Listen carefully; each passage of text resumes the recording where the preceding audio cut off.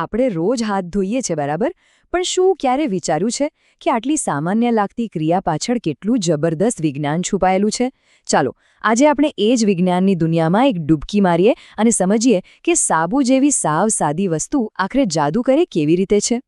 અને આખી વાતનો જે પાયાનો સવાલ છે એ તો આ જ છે. ક્યારે તેલવાળા હાથે ખાધું હોય પછી ગમે તેટલું પાણી રેડો એ ચિકાસ જતી જ નથી. કેમ ભાઈ? પાણી અને તેલ વચ્ચે એવી તે શું દુશ્મની છે કે બંને એકબીજાને જોતા જ મોઢું ફેરવી લે છે? ચાલો આ રહસ્યનો પર્દાફાશ કરીએ. તો આપણી આ સફર કેવી રહેશે? સૌથી પહેલાં તો આ તેલવાળી સમસ્યા શું છે એ સમજીશું. પછી આપણા હીરો એટલે કે સાબુના ખાસ અણુને મળીશું. એ કેવી રીતે કામ કરે છે, એનું મિશન શું છે એ જોઈશું. પછી એની એક કમજોરી વિશે પણ જાણીશું અને છેલ્લે એના આધુનિક ઉકેલ એટલે કે ડિટર્જન્ટ્સની વાત કરીશું. ચાલો તો શરૂઆત કરીએ એકદમ મૂળ સમસ્યાથી. આજે સ્વચ્છતાનો આખો ખેલ છે ને, એમાં જો કોઈ વિલન હોય તો એ છે તેલ અને પાણીનો સંબંધ, જે ક્યારેય બનતો જ નથી. હવે જુઓ, જો આપણે એકદમ ઝૂમ કરીને આણ્વિક સ્તરે જઈને જોઈએ ને, તો પાણીના અણુઓ એકબીજા સાથે જ રહેવાનું પસંદ કરે છે. એમની એક ટીમ છે. અને બીજી બાજુ તેલના અણુઓ એ પોતાની દુનિયામાં મસ્ત છે. આ બંને ટીમો એકબીજાને જાણે ધક્કો મારતી હોય એવું છે. એટલે જ પાણી બિચારું તેલ પરથી ખાલી સરકી જાય છે. એને પોતાની સાથે લઈ જઈ જ નથી શકતું. તો સવાલ એ છે કે આ દુશ્મનીનો અંત કેવી રીતે લાવવો? બસ અહીં જ એન્ટ્રી થાય છે આપણા હીરોની, સાબુનો અણુ. અને હા, આ કોઈ સામાન્ય અણુ નથી હો, આ તો એક સ્પેશિયલ એજન્ટ છે જેના બે ચહેરા છે, અને આ જ તો એની અસલી સુપર પાવર છે. જુઓ, સાબુના અણુનો પહેલો ચહેરો છે હાઇડ્રોફિલિક, એટલે કે જળ અનુરાગી. હવે આ ભારે શબ્દને ભૂલી જાઓ. સાદી ભાષામાં કહીએ તો પાણીનો પાક્કો દોસ્ત. અણુનો આ છેડો હંમેશા પાણી તરફ ખેંચાયેલો રહે છે. એને તો બસ પાણી સાથે જ રહેવું છે. અને હવે વાત કરીએ એના બીજા ચહેરાની, જે પહેલા કરતાં બિલકુલ ઊંધો છે. એ છે હાઇડ્રોફોબિક, એટલે કે જળ વિરાગી. સીધો મતલબ પાણીનો દુશ્મન. આ ભાગ પાણીથી તો 100 કિલોમીટર દૂર ભાગે છે, પણ એને તેલ અને ગ્રીસ જેવી ચિકાસ સાથે ભળવામાં બહુ મજા આવે છે. અને ગંદકીને પકડવાની અસલી ચાવી બસ આ જ છે. આ જુઓ, અહીં સાબુનો આખો અણુ સ્પષ્ટ દેખાય છે. આ જે ગોળ જેવો ભાગ છે ને, એ છે એનું પાણી પ્રેમી માથું. અને આ જે લાંબી લાઈન જેવું દેખાય છે ને, એ છે એની ગ્રીસ પ્રેમી પૂંછડી.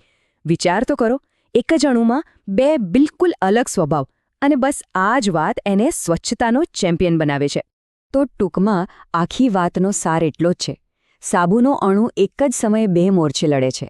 એની પૂંછડી ગંદકી અને તેલને મજબૂતીથી પકડી લે છે, અને એ જ સમયે એનું માથું પાણી સાથે દોસ્તી નિભાવે છે. આ જે ડબલ એજન્ટ જેવી ભૂમિકા છે ને, એ જ એને આટલું પાવરફુલ બનાવે છે. ઓકે, તો હવે થિયરી બહુ થઈ. ચાલો હવે પ્રેક્ટિકલમાં જોઈએ કે આ બે ચહેરાવાળો અણુ એક્શનમાં કેવી રીતે આવે છે અને ગંદકીનો સફાયો કેવી રીતે કરે છે. આ આખી એક્શન પેક્ડ પ્રક્રિયાને મિસેલ મિશન કહેવાય છે. નામ જોરદાર છે નહીં? આ મિશનના મુખ્ય 4 સ્ટેપ્સ છે. સૌથી પહેલાં, સાબુના લાખો કરોડો અણુઓ ગ્રીસના કણ પર હુમલો બોલી દે છે. બીજું, એમની જે ગ્રીસ પ્રેમી પૂંછડીઓ છે એ ગંદકીની અંદર બરાબર ખૂંપી જાય છે. ત્રીજું, એ બધા ભેગા મળીને ગંદકીની આસપાસ એક ગોળ કિલ્લો બનાવી દે છે. અને ચોથું અને સૌથી છેલ્લું, પાણી આવે છે અને આખા કિલ્લાને ગંદકી સાથે જ વહાવીને લઈ જાય છે. Mission complete. અહીં જુઓ, આ ખરેખર જોવા જેવું છે. સાબુની અસંખ્ય પૂંછડીઓ કોઈ કાંટાની જેમ તેલના કણમાં અંદર ઘૂસી રહી છે. એ ગંદકીને ચારે બાજુથી એવી રીતે જકડી લે છે કે ગંદકીના મોટા કણ પણ તૂટીને નાના થઈ જાય છે. અને પછી રચાય છે આ અદ્ભુત ગોળાકાર રચના. બધી પૂંછડીઓ અંદરની તરફ ગંદકીને પકડીને અને બધા માથા બહારની તરફ પાણી સાથે દોસ્તી કરવા. આ ગોળ પાંજરાને જ વિજ્ઞાનની ભાષામાં મિસેલ કહેવાય છે. એમ સમજી લો કે ગંદકી હવે એક નાનકડી જેલમાં પૂરાઈ ગઈ છે, જ્યાંથી ભાગવું અશક્ય છે. અને આ મિશન સફળ કેમ થાય છે? એનું અંતિમ રહસ્ય અહીં છે. કારણ કે આ મિસેલની જે બહારની સપાટી છે એ તો પાણી પ્રેમી માથાઓથી બનેલી છે. એટલે એ આખો ગોળો પાણીમાં આરામથી ભળી જાય છે. બસ પછી જેવું પાણી વહે છે એ આખા મિસેલને અને હા, એની અંદર કેદ થયેલી ગંદકીને પણ પોતાની સાથે વહાવીને લઈ જાય છે. Game over. પણ વાર્તામાં એક ટ્વિસ્ટ છે. આપણો હીરો સાબુ સર્વશક્તિમાન નથી. એની પણ એક કમજોરી છે.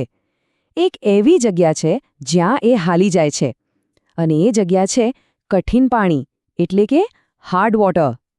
આ અનુભવ લગભગ બધાને ક્યારેક ને ક્યારેક તો થયો જ હશે. ખબર છે, અમુકવાર સાબુથી નાહ્યા પછી પણ ત્વચા પર એક ચીકાશ રહી જાય, અથવા ડોલ, ટબ કે નળ પર સફેદ ડાઘા જામી જાય. બસ એ જ છે સાબુની હારની નિશાની. અને આ બધું થાય છે કઠિન પાણીના કારણે. તો પછી આ સમસ્યા પાછળના અસલી વિલન કોણ છે? એ છે કઠિન પાણીમાં ઓગળેલા કેટલાક ખનિજ. ખાસ કરીને 2 નામ યાદ રાખવા જેવા છે: કેલ્શિયમ અને મેગ્નેશિયમ. હવે થાય છે એવું કે જેવો સાબુ આ કેલ્શિયમ અને મેગ્નેશિયમના સંપર્કમાં આવે છે, એ પોતાનું અસલી કામ એટલે કે ગંદકી સાફ કરવાનું ભૂલી જાય છે અને આ ખનિજો સાથે જોડાઈ જાય છે. આનાથી એક નવો જ પદાર્થ બને છે જે ચીકણો હોય છે અને પાણીમાં ઓગળતો નથી. આપણે જેને સાબુનો મેલ કે સોપ સ્કમ કહીએ છીએ ને, એ આ જ છે. અને આ મેલ સાબુની બધી તાકાત ખતમ કરી નાખે છે. પણ ચિંતા નહીં, જ્યાં એક હીરો નિષ્ફળ જાય ત્યાં બીજો હીરો હંમેશા આવે છે. અને અહીં આપણી મદદે આવે છે આધુનિક વિજ્ઞાનનો એક ચમત્કાર ડિટર્જન્ટ. એને બનાવવામાં જેટલા માટે આવ્યો છે કે કઠિન પાણીના પડકારનો સામનો કરી શકે. એક વાત સમજી લઈએ, ડિટર્જન્ટ એ સાબુ નથી. એ લેબોરેટરીમાં બનેલા સિન્થેટિક ક્લીનર્સ છે. વૈજ્ઞાનિકોએ એના અણુની રચના જેટલી સ્માર્ટ રીતે કરી છે કે પેલું કેલ્શિયમ અને મેગ્નેશિયમ એનું કંઈ બગાડી જ ન શકે. આ તફાવત અહીં બિલકુલ સ્પષ્ટ જોઈ શકાય છે. સાબુ કઠિન પાણી સામે ટકી શકતો નથી, મેલ બનાવી દે છે. જ્યારે ડિટર્જન્ટ, એના પર કેલ્શિયમ અને મેગ્નેશિયમની કોઈ જ અસર થતી નથી. એ ગમે તેવું પાણી હોય પોતાની સફાઈની તાકાત જાળવી રાખે છે. અને આની પાછળનું કારણ છે એની સ્માર્ટ ડિઝાઇન. ડિટર્જન્ટના અણુનું જે માથું છે ને, એ એટલું હોશિયાર છે કે કઠિન પાણીના આયનોને જાણે ઇગ્નોર જ કરી દે છે. એમની સાથે કોઈ લેવા દેવા જ નહીં. પરિણામે કોઈ મેલ બનતો નથી અને ડિટર્જન્ટ આરામથી પોતાનું કામ કરતું રહે છે. ટૂંકમાં કહીએ તો આખી વાતનો સાર આ એક વાક્યમાં આવી જાય છે: આધુનિક સમસ્યાઓ માટે આધુનિક આણ્વીય ઉકેલોની જરૂર પડે છે. કઠિન પાણી એક આધુનિક સમસ્યા હતી અને એના માટે વિજ્ઞાને આપણને ડિટર્જન્ટ જેવો સ્માર્ટ, એન્જિનિયર્ડ ઉકેલ આપ્યો. અને અંતે ચાલો એક વિચાર સાથે આ વાત પૂરી કરીએ. જો આપણે સફાઈ જેવી રોજિંદી સમસ્યા માટે અણુઓના સ્તરે જઈને આવા જબરદસ્ત ઉકેલો શોધી શકીએ છીએ, તો જરા વિચારો. આ જ ટેકનોલોજી, આ જ આણ્વિક ઇજનેરી ભવિષ્યમાં પ્રદૂષણ, બીમારીઓ કે પછી ઊર્જાની અછત જેવી મોટી વૈશ્વિક સમસ્યાઓને ઉકેલવામાં કેટલી કામ આવી શકે છે. શક્યતાઓ ખરેખર સાચે જ અનંત છે.